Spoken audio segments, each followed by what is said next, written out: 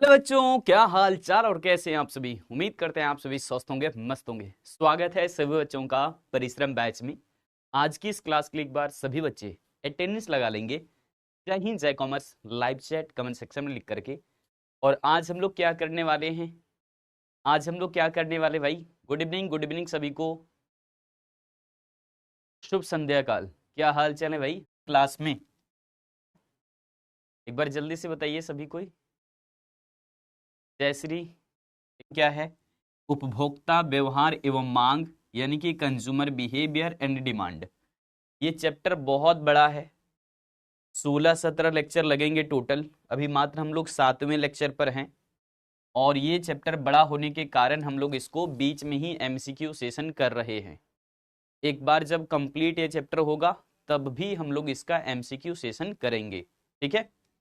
तो देखिए आज की क्लास में हम लोग क्या करने वाले हैं।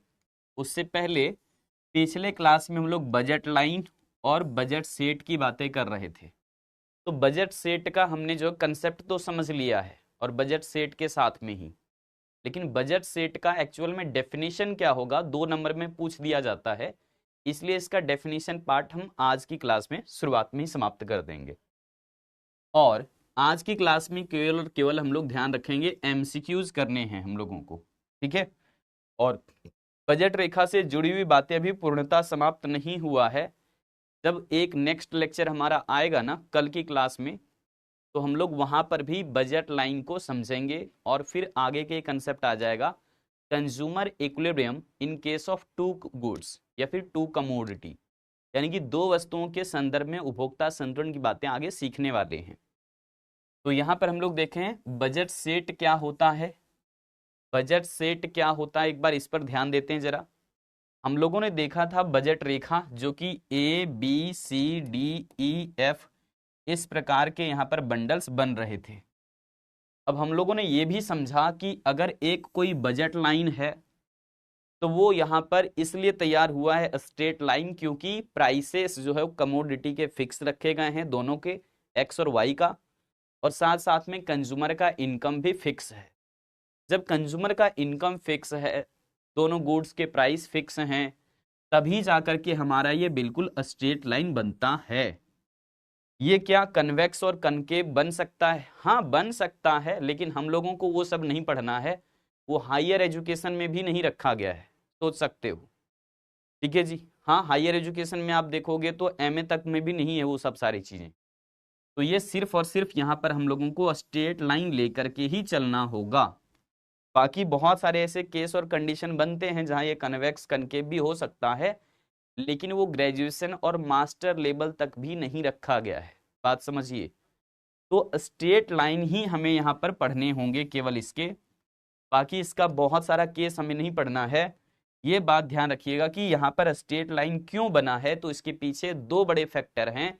एक तो प्रोडक्ट के प्राइसेस क्या है, कांस्टेंट, और दूसरा कंज्यूमर का इनकम क्या है, फिक्स। समझ गए क्या सभी को? एक बार बताओ। साउंड बढ़ा है इस पर। पॉइंट ए हमारा बजट लाइन। हाँ जी, अब बताना क्लियर है क्या?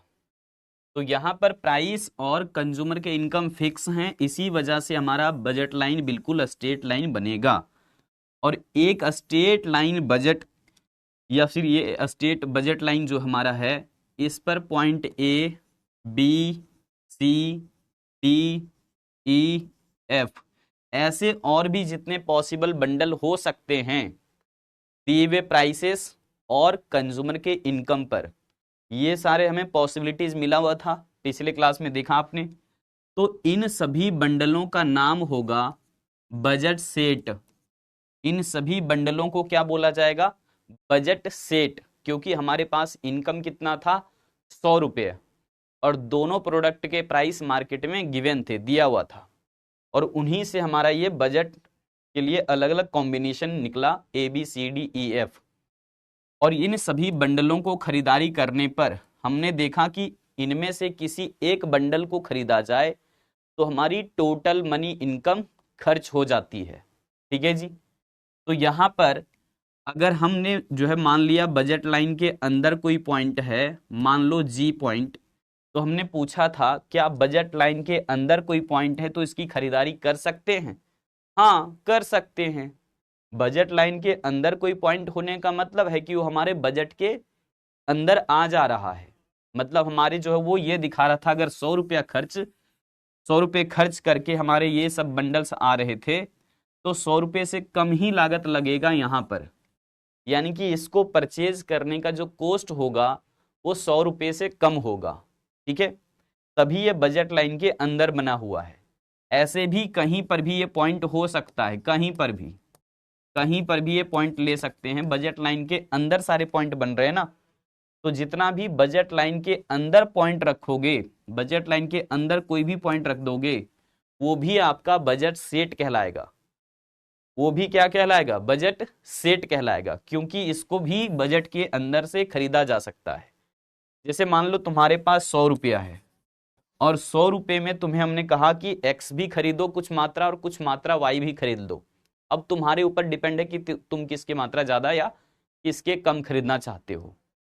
तो 100 रुपये में ही आ जाना चाहिए क्योंकि तुम्हारे हाथ में हमने 100 रुपया ही दिया है, या फिर 100 रुपये के अंदर आ जाना चाहिए। मतलब 50 रुपये लग जाए, 60 रुपये लग जाए, 80 रुपये लग जाए, 90 रुपये लग जाए, 95 रुपया लग जाए, 99 रुपया भी लग जाए, वो सारे पॉइंट्स ऑफ कॉम्बिनेशन भी हमारे क्या होंगे? बजट सेट कहलाएंगे। क्या ये बातें सभी को क्लियर हो गई है क्या?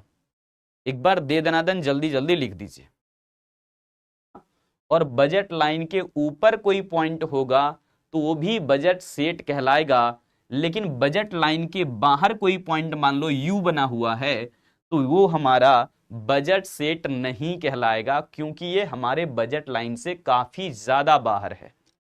तो बजट लाइन से बाहर होने का मतलब है उसको हम खरीद नहीं सकते हैं। बजट लाइन के बाहर होने का मतलब है कि वो बजट सेट नहीं कहलाएगा, क्योंकि हमारा वो बजट में आ ही नहीं रहा। समझ गए होगे? तो इसीलिए इसका नाम था अप्राप्य संयोग, जिसको हम लोगों ने अंग्रेजी में बोला था अनअटेनेबल कॉम्बिनेशन। क्या नाम था इसका? अनअटेनेबल कॉम्बिनेशन, यानी कि जिसे हम खरीद नहीं सकते, पॉसिबल नहीं है।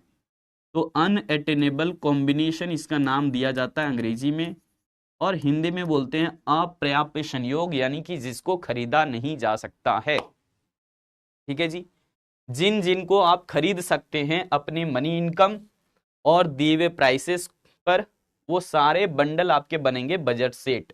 यानी कि A B C D E F G ये सारे क्या हैं? बजट सेट हैं। लेकिन जो यू है वो आपका बजट सेट नहीं है।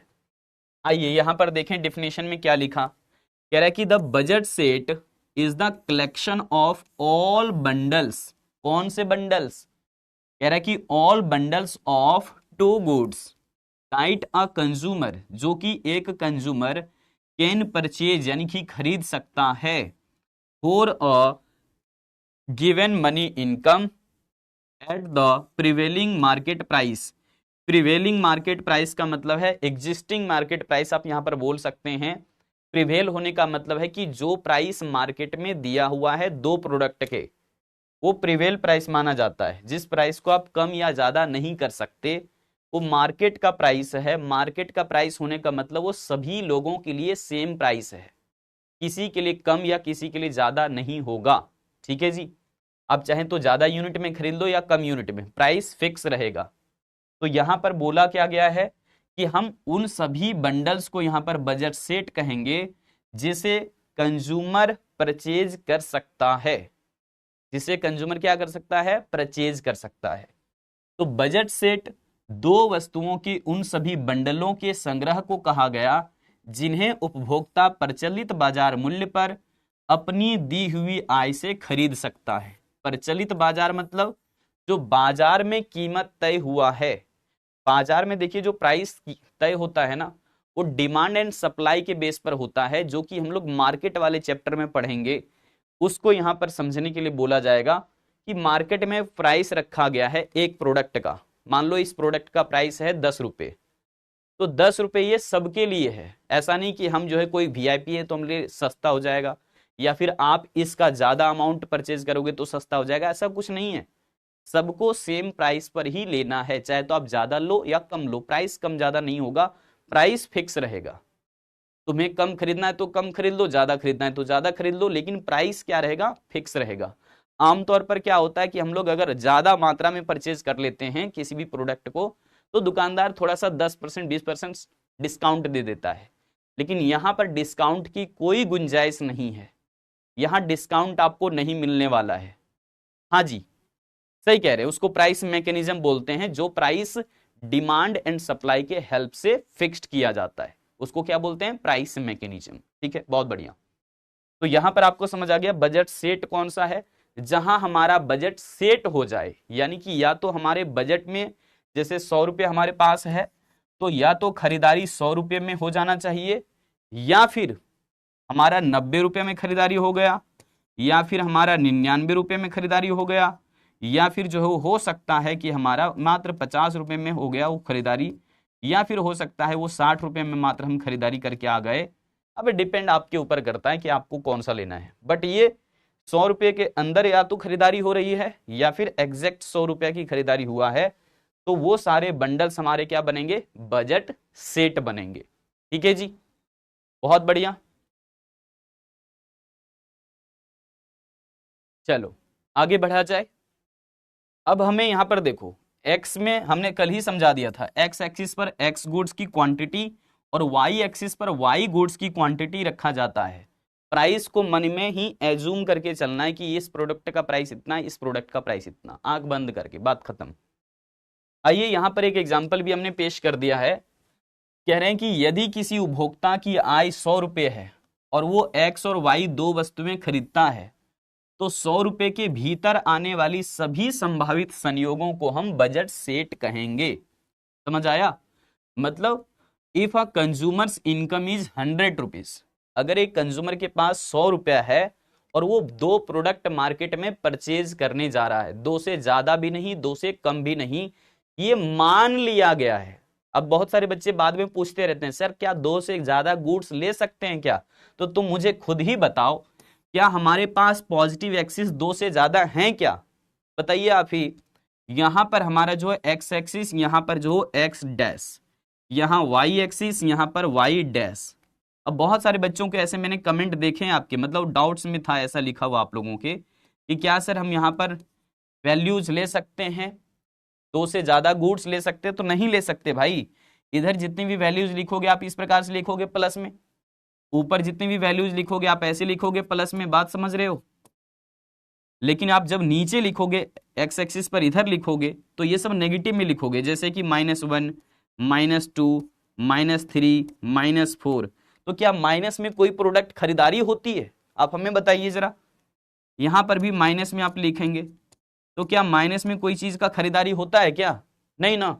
तो हमारे पास दो ही एक्सिस पॉजिटिव में है, एक तो हमारा ये वाला वाई एक्सिस पॉजिटिव में है और ये एक्स एक्सिस भी पॉजिटिव में है, बाकी तो ये नेगेटिव एक्सिस में चला गया, ये भी नेगेटिव चला गया।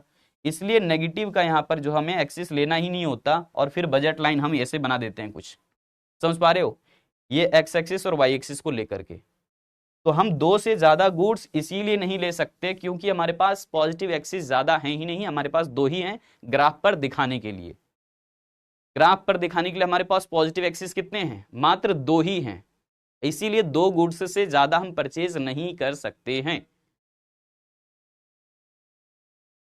20:15, अच्छा 1.5 दशमलव में ले सकते हैं? हाँ ले सकते हो, कोई दिक्कत नहीं है, वो खरीदारी हो रहा है ना, इतना काफी है। लेकिन आप डेसिमल में लेकर के खुद ही फंस जाते हैं डायग्राम पर दिखाने में, इसलिए हम लोग डेसिमल से बचने की कोशिश करते हैं। इकोनॉमिक्स को कंसेप्चुअल क्लैरिटी चाहिए, ये नहीं कि लेंदी टाइप से आपने कुछ डेटा ले लिया, लेंदी टाइप से डायग्राम बना दिया, नहीं। डायग्राम या फिर जो आपके टेबल बेस्ड चीजें होती है ये इसलिए होता है ताकि अच्छे से क्लैरिटी मिले, समझ आ जाए जल्दी से। पेचीदा बनाने के लिए नहीं होता नॉलेज, नॉलेज कर लिया गया है, जारी करेगा दो कम का नहीं, मतलब उधार सेट। समझदार बनिए, कंज्यूमर यहाँ पर कैसा है, रैशनल है, इस बात को ध्यान रखिए। एजम्पशंस में सारी बातें दिखा दिया था आपको। अब एक जबरदस्त जबरदस्त बातें हैं जो बहुत सारी किताबों में इग्नोर कर दिया जाता है। आपको यहां पर ध्यान रखना होगा, हमने तीनों पॉइंट को स्पष्ट तरीके से लिखा है। यहां से आपको एमसीक्यूज पूछे जाएंगे। क्या पूछा जाएगा? एमसीक्यू। बिहार बोर्ड के अंदर में यहां से एमसीक्यूज पक्का आता है। ध्यान से देखिए क्या है, बजट सेट के अंदर क्या क्या चीजें हमें आवश्यक है ना, बजट सेट के लिए क्या क्या हमें रिक्वायर्ड होता है। तो सबसे पहले बंडलों का संग्रह, जैसे कि ABCDEFG आपको दिखाया मैंने, वो सारा क्या था? बजट सेट था। यू जो पॉइंट बजट रेखा से बाहर बना था वो बजट सेट नहीं था। दूसरी बात, जो प्राइस है दोनों प्रोडक्ट का वो बिल्कुल फिक्स है मार्केट के अंदर। तो बजट सेट के लिए जरूरी है कि मार्केट में प्राइस विद्यमान हो, विद्यमान होने का मतलब स्थिर कीमत हो बाजार में। नेक्स्ट देखेंगे, कंज्यूमर के पास जो टोटल इनकम है इसकी भी रिक्वायरमेंट है माए, क्योंकि जब तक हमारे पास इनकम नहीं है तब तक हम तो परचेज कर ही नहीं सकते। भले ही कोई सामान हमको 5 रुपए का ही मिल रहा है, हमारे पास कम से कम 5 रुपया होना चाहिए, नहीं है तो खरीदारी नहीं कर पाओगे। तो इसलिए हमें जो है बजट सेट के लिए 3 चीजें जरूरी है, collection of bundles, prevailing market price यानी कि कीमत, वस्तु की कीमत, और टोटल इनकम कंज्यूमर का। बात खत्म। तो बंडलों का संग्रह, विद्यमान बाजार कीमत और उपभोक्ता के पास टोटल इनकम, यही 3 चीजों से मिलकर के बजट सेट हमारा डिटरमाइन हो रहा है। क्लियर है? मेनली 2 चीजें ज्यादा भूमिका निभा रही है, prices of commodities and consumers income. बात समाप्त। अब आइए जरा यहां पर एक एक करके एमसीक्यूज करें। अगर इनमें से किसी भी बच्चे को कुछ डाउट आता है तो आप जो एक सेशन और देखेंगे हमारे साथ में बजट लाइन से रिलेटेड। जब अगली क्लास होगी तो कंज्यूमर का इक्विलिब्रियम समझाएंगे इन case of 2 goods, in case of 2 commodity. ठीक है?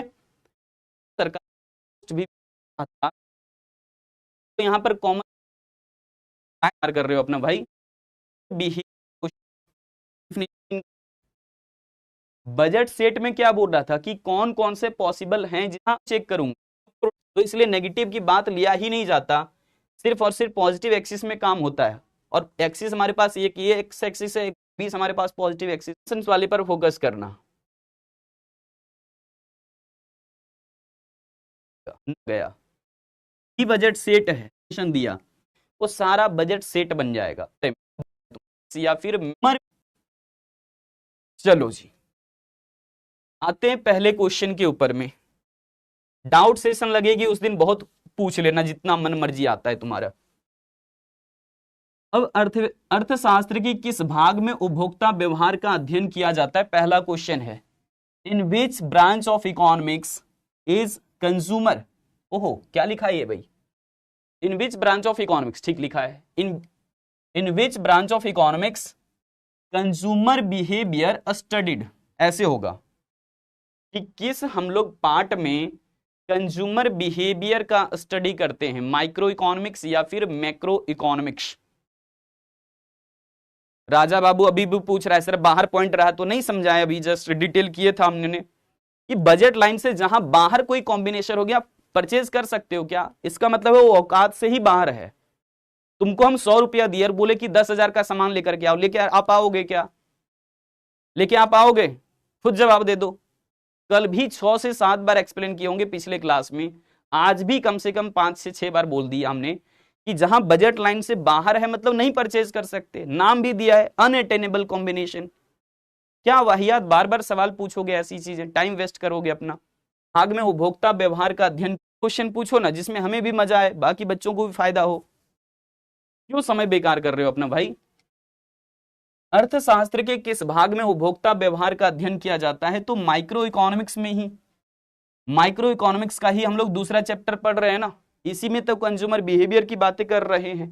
तो ऑप्शन पहला सही हो जाएगा इसका। और क्लियर सवाल पूछ रहे हो, किसी को हमने दिया लो, मानवीय द एबिलिटी आ जाएगा तुम्हारे। तो बजट लाइन से जब कोई पॉइंट बाहर हो तो मतलब खरीदारी संभव नहीं है, सीधी बात। The ability of a commodity to satisfy valued needs is called, क्या कह रहा है कि किसी वस्तु में मानवीय आवश्यकता को संतुष्ट करने की क्षमता को क्या बोलते हैं? हर वस्तु में कुछ ना कुछ पावर होता है या फिर उसकी कैपेसिटी होती है जो हमारे नीड्स या रिक्वायरमेंट को फुलफिल करता है। वही पूछ रहा है यहां पर कि the ability of a commodity, एक कमोडिटी की कुछ एबिलिटी है जो सेटिस्फाई करता है एक ह्यूमन नीड्स को। हमारे वैल्यूड नीड्स कुछ होते हैं, जैसे हम लोग को मान लो प्यास लग गया, प्यास लग जाता है, तुम क्या करते हैं, ठीक है जी पानी है, प्यास बुझा सकते हैं। तो इस पानी के अंदर कुछ ना कुछ कैपेसिटी है जिससे हमारा नीड्स फुलफिल हो गया, हमारी वैल्यूड नीड्स पूरी हो गई। वैल्यूड नीड्स मतलब हमारी जरूरत पूरी हो गई। समझ पा रहे हो या नहीं? तो हर कमोडिटी में कुछ ना कुछ क्या होता है, कैपेसिटी होता है, और उसी कैपेसिटी से हमारी नीड्स या रिक्वायरमेंट फुलफिल होता है। तो कमोडिटी के उस कैपेसिटी या फिर एबिलिटी को आप क्या कहेंगे, तो हम उसे यूटिलिटी कहेंगे। क्या बोलेंगे, यूटिलिटी। जैसे रोटी खाते हो भूख मिट जाता है, तो रोटी में क्या है, यूटिलिटी है, मतलब कुछ ताकत है, ताकत को बोला गया यहां पर। ठीक है जी, हर प्रोडक्ट में कुछ ना कुछ कैपेसिटी होता है, और उस कैपेसिटी का नाम यहां पर इकोनॉमिक्स में दिया जाता है यूटिलिटी। किसी भी प्रोडक्ट की जो कैपेसिटी है वो उसकी यूटिलिटी कहलाएगी। अगर आप उसकी जरूरत उसका यूज करके आप अपनी जरूरत पूरा कर रहे हो, तो जैसे कपड़ा हमने पहना, इसमें भी कुछ ना कुछ एबिलिटी है या कैपेसिटी है, इसकी जो कैपेसिटी है वही हमारा यूटिलिटी कहलाएगा। नेक्स्ट देखोगे, कह रहे हैं कि अकॉर्डिंग टू विच इकोनॉमिक्स, यानी को कौन सी अर्थशास्त्री हैं जिन्होंने utility can be measure in terms of money. क्या बोला कि ऐसे कौन से अर्थशास्त्री हैं जिन्होंने उपयोगिता को मुद्रा में मापने का बात कहा। किसने बोला था कि utility can be measure in terms of money, utility can be measure in terms of money. Call नहीं पहुंच लगाया, तुमको लगा, नाम है अल्फ्रेड मार्शल। ये कहते थे कि किसी भी प्रोडक्ट से कितनी हमें सेटिस्फेक्शन मिलता है ये हम मनी के टर्म में मेजरमेंट कर सकते हैं। किस टर्म में, मनी के टर्म में। ये कहते थे कि अगर हम किसी भी प्रोडक्ट के लिए 10 रुपया दे रहे हैं तो इसका मतलब हमें उस कमोडिटी से 10 यूटिल का सेटिस्फेक्शन मिला होगा तभी तो दे रहे हैं। समझ आया? अगर कोई भी मान लो एक कार परचेज किया और कार के लिए उसने प्राइस चुका दिया है कितना, मान लो 2 करोड़ रुपए चुका दिया, तो 2 करोड़ यूटिल्स उसको मिला सेटिस्फेक्शन। तो हमें जितना किसी भी प्रोडक्ट से सेटिस्फेक्शन मिलता है हम उस प्रोडक्ट के लिए उतना ही प्राइस चुका देते हैं या चुकाना चाहते हैं, दोनों में से दोनों बात हो सकता है।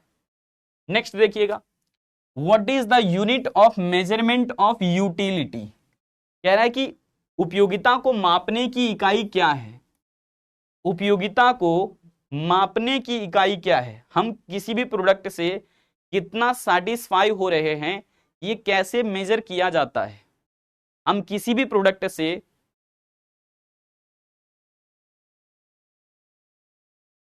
क्या करें, आप अच्छे से नहीं पढ़ती हूं क्यों, मतलब जल्दी बताने का यूटिल्स होता है, यूटिलिटी को मापने का क्या इकाई होता है, मापने का यूनिट क्या होता है, यूटिल्स होता है। यूटिलिटी को कैसे मापते हैं, यूटिल्स के टर्म में।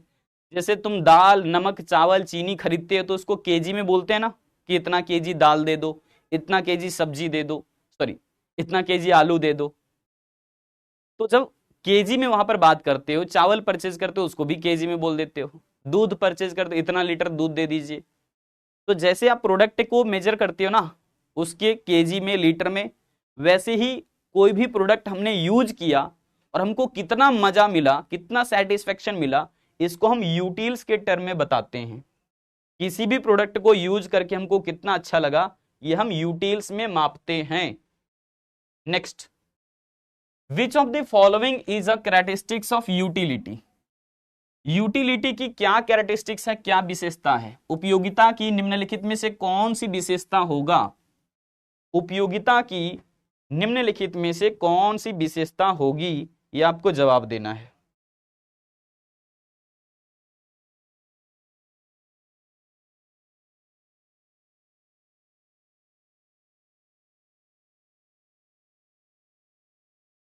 उपयोगिता व्यक्ति पूरक है, मतलब हर प्रोडक्ट अलग अलग नीड्स और रिक्वायरमेंट को फुलफिल करता है। सही कह रहा है, पानी हमारा प्यास बुझा सकता है, बदन नहीं ढक सकता, वैसे ही उपयोगिता का विचार सापेक्षिक, यानी कि उपयोगिता जो है टाइम टू टाइम, यूटिलिटी क्या होता है, एक relative concept, time to time, place to place, person to person different हो जाता है। तो ये सब सभी एग्जाम यहाँ पर जो दिए हुए ऑप्शन, सभी के सभी ऑप्शन सही हैं। ये सारा का सारा यूटिलिटी का ही क्या है, कैरेक्टरिस्टिक्स है, फीचर्स है, जो भी बोल सकते हो। नेक्स्ट देखिएगा, who presented the cardinal theory of utility. Cardinal का मतलब है जिसे हम नंबर में मेजर कर सकते हैं, जिसे संख्या में हम माप सकते हैं, ठीक है जी। तो गणनावाचक उपयोगिता जो है सिद्धांत किसने प्रस्तुत किया था? गणनावाचक मतलब जिसे हम संख्या में बता सकते हैं, जिसे हम संख्या में बता सकते हैं। कोई भी प्रोडक्ट हमने यूज करा तो हमने बोल दिया 10 यूटिल सेटिस्फेक्शन मिला, कि 50 यूटिल मिला, कि 150 यूटिल मिला। मतलब हम यहाँ पर नंबर में अपने सेटिस्फेक्शन को मेजर कर रहे हैं। ऐसा थ्योरी किसने दिया था? Who presented the cardinal theory of utility. Approaches दो होते हैं यूटिलिटी के केस में, एक होता है कार्डिनल, एक होता है ऑर्डिनल। तो कार्डिनल अप्रोच जो दिया है वो दिया हुआ है अल्फ्रेड मार्शल ने। किन्होंने दिया है? अल्फ्रेड मार्शल ने। कौन सी किताब में दिया था? प्रिंसिपल्स ऑफ इकोनॉमिक्स किताब, याद होगा आपको, पहले चैप्टर में पढ़ा है आपने। तो यहां पर ऑप्शन कौन सा सही होगा? अल्फ्रेड मार्शल ने जो वो कार्डिनल थ्योरी ऑफ यूटिलिटी दिया था, ठीक है जी। नेक्स्ट देखिए, उपयोगिता का क्रमवाचक सिद्धांत किसने दिया? Who gave the ordinal theory of utility. Ordinal का मतलब होता है जिसे हम रैंक कर सकते हैं। जैसे हमने आपके पास दो प्रोडक्ट रखा, हमने कहा एक आपके लिए समोसा है और दूसरा रसगुल्ले हैं। आप ज्यादा मात्रा किसकी परचेज करोगे? दो ही ऑप्शन दिया है मैंने आपको, एक समोसा एक रसगुल्ले का। तो जो भी आपको अच्छा लगेगा उसकी मात्रा ज्यादा परचेज आप करना चाहोगे। तो यहां पर कहा जाता है कि रैंक किया गया, मतलब आपने दोनों में से किसी एक की मात्रा ज्यादा चुनाव किया। इसी को बोलते हैं रैंक करना, या फिर ऑर्डिनल नंबर्स इसी को बोला जाता है, कि जिसकी अमाउंट हम ज्यादा परचेज कर लेंगे वो हमारे लिए ज्यादा महत्वपूर्ण माना जाता है, ठीक है जी। वो हमको ज्यादा अच्छा लग रहा है तभी ज्यादा परचेज कर रहे हैं। तो ऑर्डिनल का मतलब होता है जिसे हम रैंक कर सकते हैं। क्या कर सकते हैं? रैंक कर सकते हैं कि दो प्रोडक्ट हैं, दोनों में से ज्यादा बढ़िया कौन सा है। हर कंज्यूमर अलग अलग पहचान अपना देता है कि हमको ये वाला चाहिए कि ये वाला चाहिए, है ना। ठीक है जी। हिक्स और एलन, आरजेडी एलन और जे आर हिक्स और आरजेडी एलन, दो लोगों ने इस थ्योरी को दिया हुआ था। ऑर्डिनल थ्योरी ऑफ यूटिलिटी कहलाता है ये, क्रमवाचक उपयोगिता दृष्टिकोण। और अभी तक का लीडर बोर्ड में क्या? द शारस, एपी, अर्पणा, बाकी बच्चों के भी होंगे, लेकिन टॉप 10 तक ही यहां पर लिस्ट किया जाता है। नेक्स्ट देखिएगा, the sum of the utility derived from. Sum कह रहा है, सम मतलब जोड़ा जा रहा है।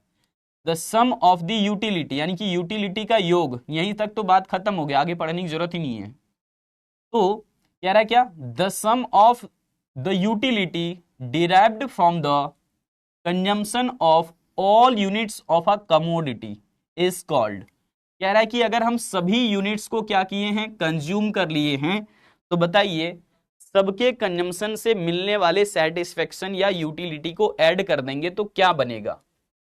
तो एक वस्तु की सभी इकाइयों के उपभोग से प्राप्त होने वाली उपयोगिता के योग को क्या कहते हैं? जवाब दे दीजिए। देखो योग बोला है, योग मतलब समझते हो ना, जोड़, और जोड़ करके क्या तैयार होता है? मार्जिनल, टोटल, मैक्सिमम यूटिलिटी या सरप्लस यूटिलिटी। इधर देख लो, सीमांत उपयोगिता, कुल उपयोगिता, अधिकतम उपयोगिता या फिर अतिरिक्त उपयोगिता। क्या होगा सही जवाब? कुछ ना कुछ सेटिस्फेक्शन मिला होगा उसके साथ में जोड़ लो। आपको भूख लगा है 4 रोटियों का, पहली रोटी खाया, कुछ ना कुछ सेटिस्फेक्शन मिला होगा, वो जोड़ दीजिए। दूसरी इकाई से भी कुछ ना कुछ सेटिस्फेक्शन मिला होगा, उसके साथ में जोड़ दीजिए। तीसरी रोटी से भी कुछ ना कुछ सेटिस्फेक्शन मिला, ऐसे ही चौथी रोटी खा करके भी कुछ ना कुछ सेटिस्फेक्शन मिला। सभी रोटियों को खा करके आपको कितने कितने सेटिस्फेक्शन मिले, सबको ऐड कर देंगे तो निकल जाएगा टोटल यूटिलिटी। क्या निकल जाएगा? Total utility. सभी के जवाब बिल्कुल सही आ रहे हैं। क्या जवाब होगा? टोटल यूटिलिटी यानी कि कुल उपयोगिता, है ना, नाम में ही बोल दिया देखो सम, तो जहां जोड़ की बात करेगा तो क्या निकलेगा, टोटल यूटिलिटी निकलेगा, ऑप्शन बी सही है यहाँ पे। चेंज इन टोटल यूटिलिटी यानी कि टोटल। नेक्स्ट ध्यान दीजिएगा, कह रहे क्या, what is the change in total utility. देखो मेन पॉइंट यहां पर है चेंज इन टोटल यूटिलिटी, यानी कि टोटल यूटिलिटी में कुछ ना कुछ चेंज हो गया इस बार, किसकी वजह से, resulting from one extra unit बोल दो, या फिर 1 unit change in the consumption of a commodity. यहां पर बोल रहा है कि एक हमने एक्स्ट्रा इकाई कंज्यूम कर लिया किसी भी प्रोडक्ट का, तो टोटल यूटिलिटी में चेंज आ गया, क्या बोलेंगे उसको, तो किसी वस्तु के उपभोग में इकाई परिवर्तन के फलस्वरूप कुल उपयोगिता में होने वाले परिवर्तन को क्या कहते हैं। हमने मान लो किसी भी प्रोडक्ट को एक्स्ट्रा यूनिट में कंज्यूम कर लिया है, एक एक्स्ट्रा यूनिट जैसे ही हमने कंजम्पशन किया, हमारा यहां पर टोटल यूटिलिटी चेंज हो गया। तो एक्स्ट्रा कंजम्पशन से टोटल यूटिलिटी में जो चेंज आता है, हो सकता है टोटल यूटिलिटी बढ़ भी जाए, हो सकता है घट भी जाए, वो अलग बात है, लेकिन एक्स्ट्रा यूनिट कंजम्पशन करने से जो टोटल यूटिलिटी में चेंज आता है उसे हम क्या बोलते हैं। किसी वस्तु की एक अतिरिक्त इकाई के परिवर्तन से कुल उपयोगिता में होने वाले परिवर्तन को क्या कहते हैं। ए होगा, ठीक है, हर्षित कह रहे हैं ए होगा, हाँ जी, जहां लिख दिया चेंज भी कह रहे ए होगा, ठीक है। तो यहां पर जो है सीमांत उपयोगिता इसका सही जवाब होगा, यानी कि मार्जिनल यूटिलिटी। सीधा बात ध्यान रखिएगा, जहां लिख दिया चेंज इन टोटल यूटिलिटी, इसका मतलब होगा marginal utility. Change in total utility means marginal utility, तो ऑप्शन यहां पर पहला सही है। नेक्स्ट देखिएगा, अब मार्जिनल यूटिलिटी हम लोग कैलकुलेट कैसे करते हैं, सीमांत उपयोगिता कैसे निकालते हैं, how to find marginal utility, how to find marginal utility कैसे निकालते हैं।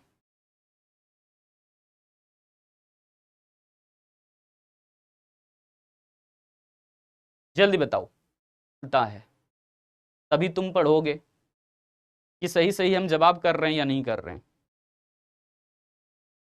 अगर तुम्हें लग रहा है कि तुम सही जवाब कर रहे हो तो तुम बढ़िया हो। कोई कोई जो है बच्चा यहाँ पर क्या करता है, कॉपी खोल करके जवाब देना शुरू कर देता है लीडर बोर्ड में आने के लिए। क्या फायदा, वैसे एग्जाम में जाओगे तो सीमा क्या फायदा होगा, वो करने तो नहीं आए हो ना कि चोरी करके जवाब दे देंगे। अभी सीखेंगे, अभी गलती होगा सही भी होगा। सीमांत उपयोगिता कैसे निकालते हैं, how to find marginal utility, how to find marginal utility. तो देखिए हम लोग चेंज इन कंजम्पशन जैसे करते हैं, तो ये है क्वांटिटी हमने चेंज कर दिया, मतलब हमने एक्स्ट्रा कुछ कंजम्पशन कर लिया है, एक एक्स्ट्रा यूनिट कंजम्पशन करने के बाद टोटल यूटिलिटी में जितना चेंज आ जाता है उसका रेशियो यहां पर हम लोग कैलकुलेट करते हैं, तो निकल जाता है मार्जिनल यूटिलिटी। तो यहां पर पहला ऑप्शन सही होगा, ठीक है जी, पहला ऑप्शन यहां पर हमारा सही होगा। नेक्स्ट देखिएगा, अगला क्वेश्चन यहां पर एक कैलकुलेशन वाला है, इसमें आपको हम टाइम ज्यादा देंगे, लगभग जो है यहां पर हम 2 मिनट का समय दे रहे हैं, सोच समझ करके जवाब लगाना। अभी पॉल नहीं लगा रहे हैं, पहले क्वेश्चन को ध्यान से पढ़िए, क्वेश्चन को ध्यान से पढ़िए, हड़बड़ी नहीं करना है। If the 2 units of a commodity are consumed, अगर 2 यूनिट हम कंज्यूम कर रहे हैं, then the consumer gets total utility of 22, यानी कि हमने यहां पर 2 यूनिट कंजम्पशन किया और टोटल यूटिलिटी हमें 22 यूनिट्स मिला है। एंड कह रहा है कि the total utility from consuming only 1 unit, यानी कि 1 यूनिट यदि हम कंजम्पशन करते हैं, देन ये हमारा जो टोटल यूटिलिटी है वो कितना हो जाता है, ओनली 10। देखो जी, तो कह रहा है then what will be the marginal utility, कह रहा है कि मार्जिनल यूटिलिटी कितना होगा। अगर पहले हमारा जो टोटल यूटिलिटी 22 था और अब जो है टोटल यूटिलिटी केवल 10 हो गया है, तो मार्जिनल यूटिलिटी क्या होगा ये फाइंड करने बोल रहा है। समझ आया क्वेश्चन, कि यदि किसी वस्तु की 2 इकाई उपभोग किया जाता है तो उपभोक्ता को कुल उपयोगिता 22 प्राप्त हुआ है, 2 इकाई से कुल उपयोगिता कितना मिला है, 22। और केवल 1 इकाई उपभोग कर लेता है तो उपभोक्ता को कितना संतुष्टि मिलता है? 10। तो अब पूछ रहा है कि सीमांत उपयोगिता का मान क्या होगा। जवाब देना है आपको, 2 मिनट का पर्याप्त समय दे रहे हैं। इतना तो टाइम अब नहीं लगना चाहिए, इतना तो टाइम नहीं लगना चाहिए, सोच।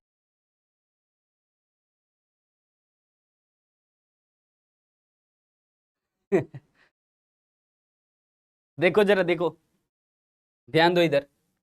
यहां पर ध्यान क्या देना है आपको, हमने क्या बोला भाई कि एमयू आपको कैलकुलेट करने के लिए क्या निकालना होगा। सबसे पहले तो यहां पर लिखिए डेल्टा टी यू, और नीचे में क्या लिखेंगे? Delta Q. डेल्टा क्यू के जगह पर हम डेल्टा एन से भी तो डिनोट कर सकते हैं। यूनिट्स को क्यू से भी लिख सकते हैं, एन से भी लिख सकते हैं, कोई दिक्कत नहीं है। तो यहां दोनों में चेंज कितने का आया है? 1 का, तो उसको बोलेंगे नीचे में चेंज को बोलते हैं डेल्टा। तो एन एन पहले कितना था? 2, अब कितना हो गया? 1। मतलब कितने की कमी आई है? 1 का, वही लिखें 1 यहां पर। अब टी यू पहले था 22 और बाद में हो गया है 10, तो दोनों में चेंज कितने का आया है? 12 का। तो 12 को 1 से भाग दोगे तो कितना आएगा? आंसर 12 आएगा। तो यहां पर ऑप्शन आपको क्या टिक लगाना है? सी। समझ आ गया क्या? ऑप्शन यहां पर सी होगा। बहुत बढ़िया। नेक्स्ट देखिएगा, अब कह रहे हैं क्या, यहां पर देखो पहले इंग्लिश में, when total utility is maximum then marginal utility will be. जब टोटल यूटिलिटी मैक्सिमम पर है तो मार्जिनल यूटिलिटी क्या होगा? जब कुल उपयोगिता अधिकतम पर है तो सीमांत उपयोगिता का मान क्या होता है? जवाब दीजिए। और ये सवाल आपके पेपर में आता है, VBI क्वेश्चन है, जवाब जरूर देना। यदि टोटल यूटिलिटी हमारा मैक्सिमम पर है तो मार्जिनल यूटिलिटी क्या होगा? तो इसको जल्दी से, ये डायग्रामेटिक, तो इसका देखो सही सही जवाब क्या होगा? शून्य होती वही। जब टोटल यूटिलिटी मैक्सिमम पर होता है तो मार्जिनल यूटिलिटी 0 होता है। ये डायग्रामेटिक कॉन्सेप्ट हमने आपको समझाया था, याद होगा। तो यहां पर हम इसे स्टॉप करेंगे, ऑप्शन सी हमारा सही जवाब है। ठीक है, नेक्स्ट देखिएगा, when marginal utility is negative then total utility will be, क्या होगा? तो बताइए, जब सीमांत उपयोगिता ही ऋणात्मक है तो कुल उपयोगिता क्या होगा? सीमांत उपयोगिता ऋणात्मक है तो कुल उपयोगिता का मान क्या होगा? सीमांत उपयोगिता ऋणात्मक है, मार्जिनल यूटिलिटी नेगेटिव है, तो टोटल यूटिलिटी क्या होगा? ठीक है, ये फायदे मिलेंगे जाएंगे। जब सीमांत उपयोगिता ऋणात्मक होती है तो कुल उपयोगिता क्या होगी? जब सीमांत उपयोगिता ही नेगेटिव हो गया है तो टोटल यूटिलिटी तो घट जाएगी, क्योंकि सीमांत सीमांत को जोड़ करके ही टोटल निकाला जाता है, और सीमांत वाला ही नेगेटिव हो गया तो टोटल तो बढ़ेगा नहीं, घट जाएगा वो। तो टोटल यूटिलिटी क्या होती है? घट जाती है। सीमांत उपयोगिता क्या होती है यहाँ पर? नेगेटिव, तो टोटल यूटिलिटी घट जाती है। ऑप्शन बी सही होगा। नेक्स्ट, इसमें क्या बोला है? एक स्टेटमेंट है कि when more and more units of a commodity are consumed, कह रहा है कि ज्यादा से ज्यादा जैसे जैसे हम कंजम्पशन करते जाते हैं, the marginal utility derived from each diminishes, कि हमारा जो मार्जिनल यूटिलिटी है वो डिक्रीज होते चला जाता है, डिमिनिश होते चला जाता है, घटता चला जाता है, जैसे जैसे हम ज्यादा से ज्यादा यूनिट कंज्यूम करते हैं। क्लियर ना? इस नियम का क्या नाम है? कि जब किसी वस्तु की अधिक से अधिक इकाइयों का उपभोग किया जाता है तब प्रत्येक प्राप्त होने वाली जो उपयोगिता है, प्रत्येक इकाई से प्राप्त होने वाली वो उपयोगिता घटते जाती है। इस नियम का नाम क्या होगा? समझ आ गया होगा कि जैसे जैसे हम किसी भी एक सिंगल कमोडिटी को ज्यादा से ज्यादा कंज्यूम करते चले जाते हैं, यूज करते चले जाते हैं, मिलने वाला सेटिस्फेक्शन घटता चला जाता है। ठीक है जी, तो यहां पर इस नियम का क्या नाम है?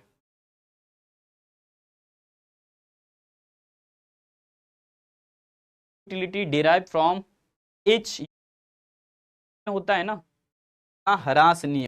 इसके अलावा डीपीपी क्विज वगैरह होता है ना, आपके लिए ही है वो सब। यहाँ पर जितनी पढ़ाएंगे उतना ही सॉल्व करवा करके देते हैं। तो जब हम लोग किसी भी कमोडिटी को ज्यादा से ज्यादा कंज्यूम करते हैं तो उसके अगली इकाइयों से मिलने वाला सेटिस्फेक्शन घटता चला जाता है ना। इस नियम को कहते हैं सीमांत उपयोगिता ह्रास नियम, यानी कि law of diminishing marginal utility. Diminishing का मतलब होता है डिक्रीज होना, घटते हुए जाना। जैसे जैसे मान लो आपके घर पर रोज दाल चावल दाल चावल दाल चावल मम्मी कंज्यूम करवा रही है तो आपको मजा नहीं आता है ना, आप बोर होते चले जाते हैं। तो ये लॉ वही कह रहा है। अब जो है इस नियम को किसने दिया था, सीधा जवाब दीजिए। The proponent. प्रोपोनेंट मतलब होता है जिसने खोज और आविष्कार किया, उसको बोलते हैं प्रोपोनेंट। तो the proponent of the law of diminishing marginal utility, कह रहे हैं कि सीमांत उपयोगिता ह्रास नियम के प्रतिपादक कौन हैं, किन्होंने इस थ्योरी को रिसर्च किया या फिर डेवलप किया, इसके बारे में कह रहा है कि जो law of diminishing marginal utility है उस लॉ को किन्होंने जो वो प्रोपोनेंट किया, किसने जो है वो खोज आविष्कार किया था, किन्होंने बताया था।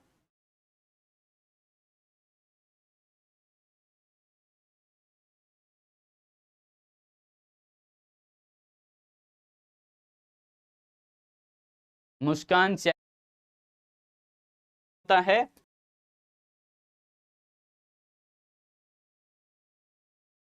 चलो, तो यहां पर सीमांत उपयोगिता ह्रास नियम, ह्रास मतलब क्या होता है, ह्रास का मतलब होता है कमी। ह्रास का मतलब क्या होता है, कमी, यानी कि जो डिमिनिशिंग टर्म है इसके जगह पर आप डिक्रीज भी लिख सकते हैं, लेकिन लिखना मत, ठीक है। लॉ में इसे ही यूज किया गया है इसलिए चेंज मत करना। तो इस लॉ को दिया हुआ था गॉशेन ने। इनका नाम है प्रोफेसर गॉशेन, जो कि जर्मनी के रहने वाले थे। कहाँ के, जर्मनी के रहने वाले थे, ठीक है जी। नेक्स्ट यहां पर देखेंगे गॉशेन का पहला नियम निम्न में से कौन सा है, तो आपको समझ आ गया होगा, अभी अभी जस्ट आपने सवाल किया हुआ इसका। तो सीमांत उपयोगिता ह्रास नियम को ही हम लोग यहां पर कहते हैं गॉशेन का first law. Gossen's first law कौन कहलाता है, तो ध्यान रखिएंगे, law of diminishing marginal utility को ही हम लोग गॉसेन का फर्स्ट लॉ कहते हैं। एक वस्तु की स्थिति में उपभोक्ता संतुलन का शर्त क्या होता है बताइए। इस क्वेश्चन को एक बार पहले भी क्लास में करवा चुके हैं। The condition for consumer equilibrium in a commodity is called, sorry, condition यहां पर बताने हैं आपको, consumer equilibrium in case of single commodity, यानी कि एक वस्तु के संदर्भ में उपभोक्ता संतुलन का शर्त क्या होता है। कोई भी एक कंज्यूमर फुल्ली सेटिस्फाई तभी होगा जितना कि उसने प्राइस चुकाया है और उतना उसे मार्जिनल यूटिलिटी यानी कि उससे मिलने वाला सेटिस्फेक्शन भी उतना ही है। जैसे हमने कोई भी प्रोडक्ट के लिए 10 रुपया चुकाया तो हमें सेटिस्फेक्शन भी कम से कम 10 के बराबर मिलना चाहिए, ठीक है जी।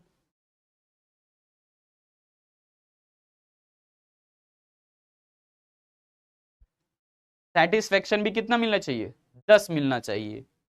तो इसलिए प्राइस एंड यहां पर जो बात किया जा रहा है सीमांत उपयोगिता दोनों बराबर हो जाएगा, मार्जिनल यूटिलिटी और प्राइस बराबर हो जाएगा, उसी सिचुएशन में कंज्यूमर इक्विलिब्रियम में रहता है। और देखो आगे पीछे कहीं मत सोचना, इक्विलिब्रियम के लिए एक जबरदस्त बात बताते हैं। इक्विलिब्रियम का मतलब क्या होता है, बराबर होना, बैलेंस में होना। तो बराबर वाला साइन केवल कहां लगा हुआ है, ऑप्शन तीसरे में, बात समझ रहे हो। तो जहां बोल दिया संतुलन, जिस भी क्वेश्चन के टर्म दिख जाए संतुलन या फिर अंग्रेजी में इक्विलिब्रियम, तो इधर उधर मत तलाश करना। जहां इक्विलिब्रियम या संतुलन दिख गया तो बराबर वाला सिंबल जहां है उसी को टिक लगाइए, बात खत्म। इधर उधर सोचना क्या है इसमें, इतना छोटा सा टर्म भी आप लोग जो है ऐसे कर रहे हैं। इस क्वेश्चन को तो कर ही नहीं पाओगे हमें लगता है, लेकिन फिर भी देख लेते हैं कितने सारे बच्चे यहाँ पर होशियार हैं, कितने सारे बच्चे डीपीपी सॉल्व किए पता चल जाएगा। अभी एक टेबल दिया हुआ है और इस टेबल के अंदर में कितना यूनिट आप कंजम्पशन करते हैं वो दे रखा है और टोटल यूटिलिटी भी दिया हुआ है। और अभी जस्ट आपने देखा कंज्यूमर इक्विलिब्रियम का कंडीशन कि प्राइस एंड मार्जिनल यूटिलिटी दोनों इक्वल होना चाहिए। यहां पर सारी बात तो दे दिया है, लेकिन एमयू नहीं दिया है, टीयू दिया हुआ यहां पर। अब आप समझिए यहां पर कह रहा है क्या कि the following table is a total utility table, यानी कि ये टोटल यूटिलिटी के लिए टेबल दिया हुआ है फॉर अ कमोडिटी या फिर for a consumer. If the price per unit of a commodity या फिर गुड्स इज ₹5, एक प्रोडक्ट का प्राइस 5 रुपीस है, और जब पहली यूनिट कंजम्पशन किए तो हमें टोटल सेटिस्फेक्शन 10 यूनिट्स मिला। दूसरी यूनिट का कंजम्पशन किया तो यहां पर हमें 18 यूनिट सेटिस्फेक्शन टोटल मिल चुका है। ऐसे ही आपको यहां पर बार बार टोटल यूटिलिटी दिखाया गया है। अब कह रहा है कि how many units of the goods would the consumer wants to obtain in equilibrium, यानी कि कंज्यूमर कितनी यूनिट का कंजम्पशन करेगा जब वो इक्विलिब्रियम में पहुंचेगा। तो बताइए, ये तालिका दिया हुआ है कुल उपयोगिता के लिए। यदि वस्तु की प्रति इकाई कीमत 5 रुपया है तो संतुलन की अवस्था में उपभोक्ता कुल कितनी इकाइयों का उपभोग करना चाहेगा। जवाब देना आप शुरुआत कर सकते हैं, सोच समझ के जवाब देना। 1 मिनट का समय दे रहा हूं।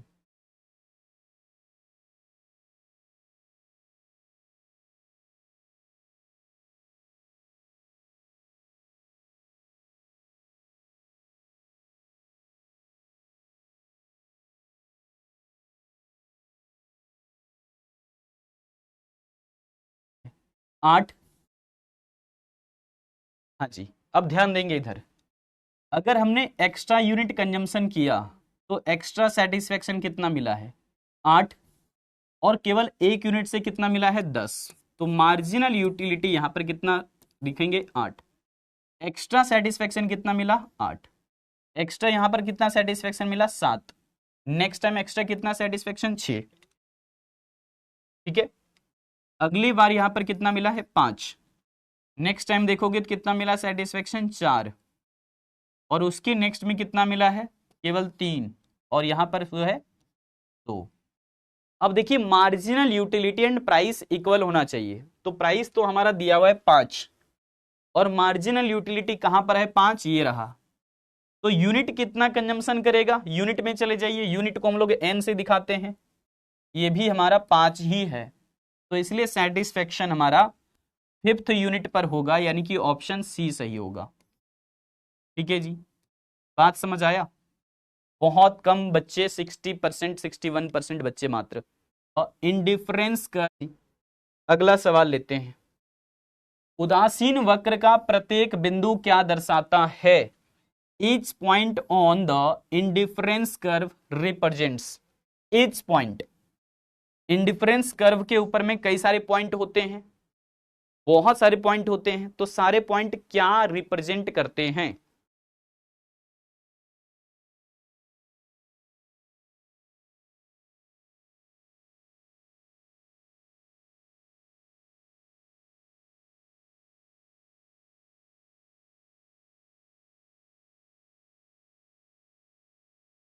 ये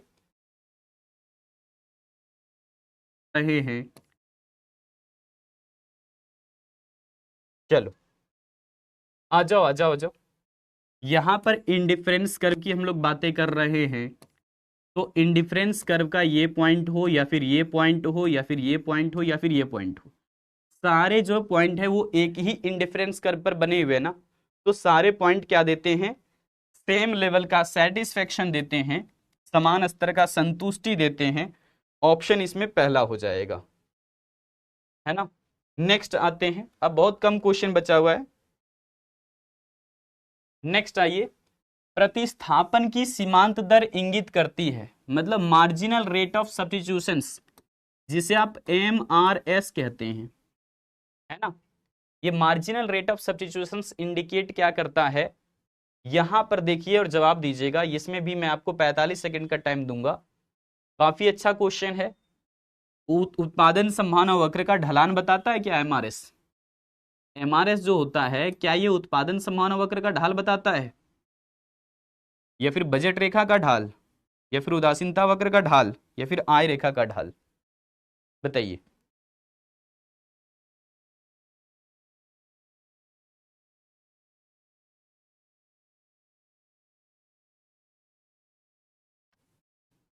सभी को? 5 से 6 क्वेश्चन बाकी है सुमित। दोनों तरीके से हो, दब गया क्या? हेलो हेलो हेलो, ठीक है, ओके ठीक है, आ रहा है। तो यहां पर देखोगे उदासीनता वक्र है ना, यानी कि इंडिफरेंस कर्व, इंडिफरेंस कर्व की बात करें तो ये क्या कन्वेक्स होता है, कनकेव होता है? तो हाँ, दोनों तरीके से हो सकता है।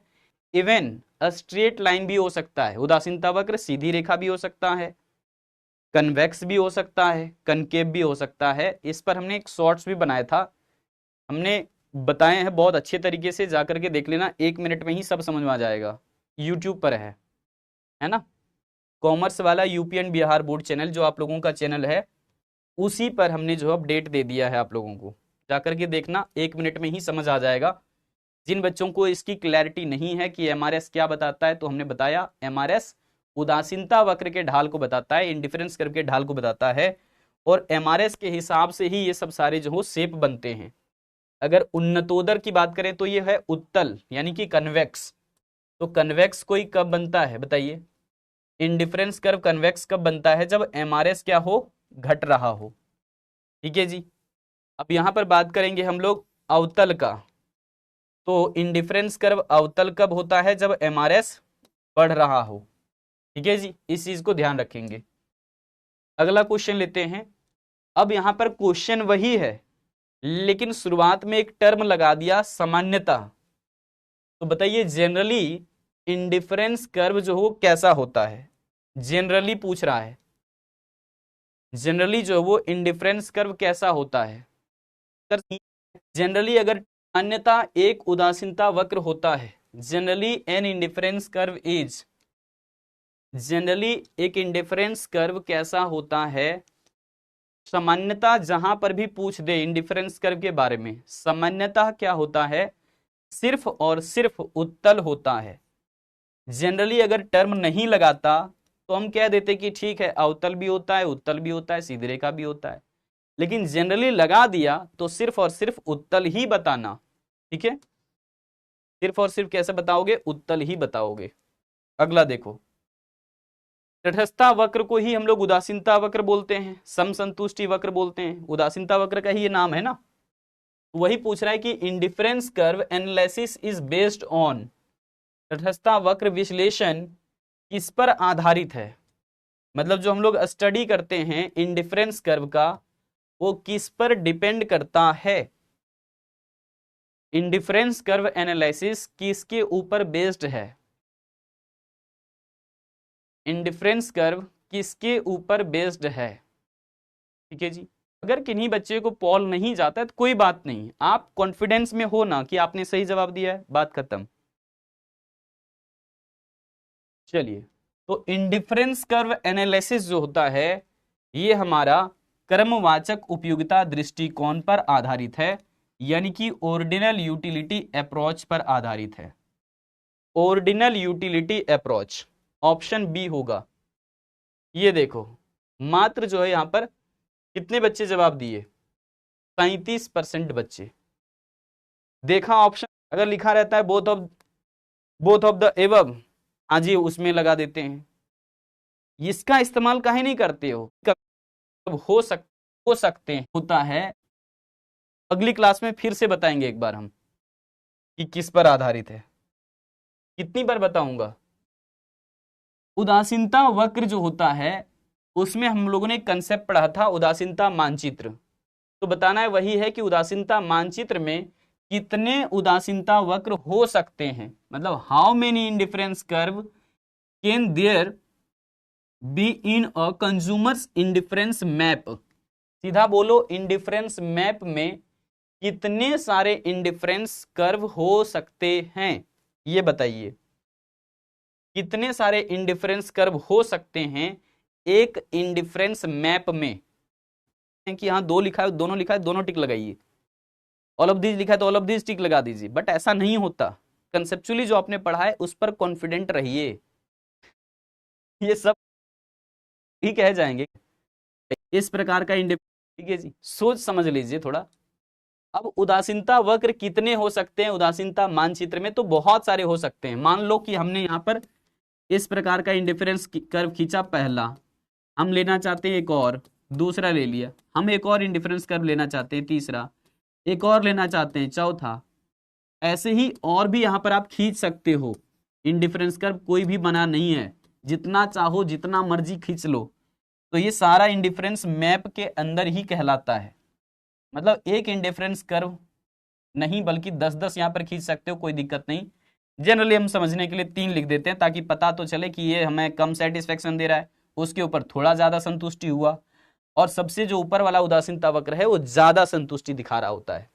तो यहां पर हम अनलिमिटेड जो वो इंडिफरेंस कर्व ड्रॉ कर सकते हैं।